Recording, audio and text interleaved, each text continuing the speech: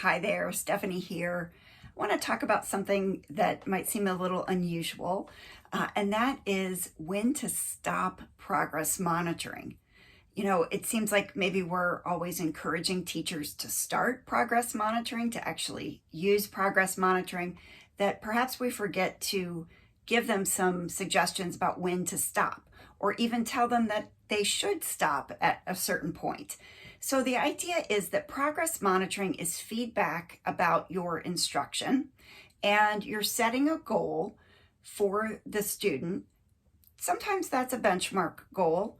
And once the student reaches the progress monitoring goal that you have set for them, you can make some different decisions. One of the confusions that I often hear is people think that the student has to be above the goal that you set 3 consecutive measurement times.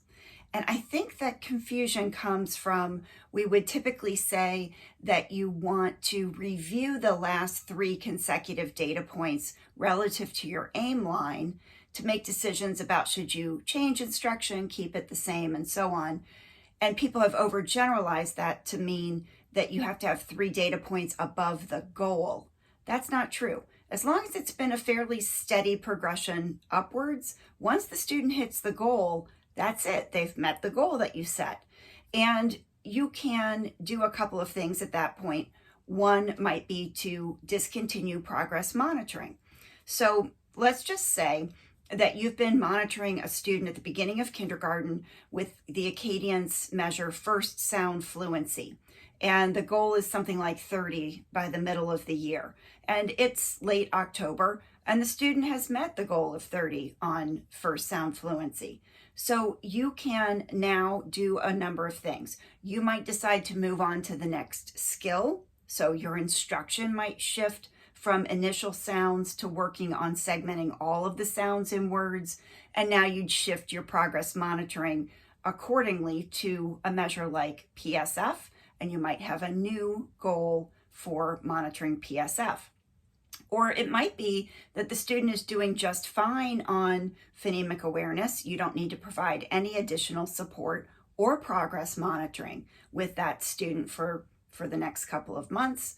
Or it could be that you see that the student has met the goal, but you're not quite feeling like you want to remove the intervention or instructional support that you've been providing. So you might, for the next couple of weeks, try fading the support. Maybe you had been meeting for intervention with the student 5 days a week. You might try dropping that back to 2 or 3 days a week. You might have been monitoring progress weekly. You might move to every 2 or 3 weeks or monthly, right? Those would be reasonable ways of fading the support and fading the frequency of progress monitoring.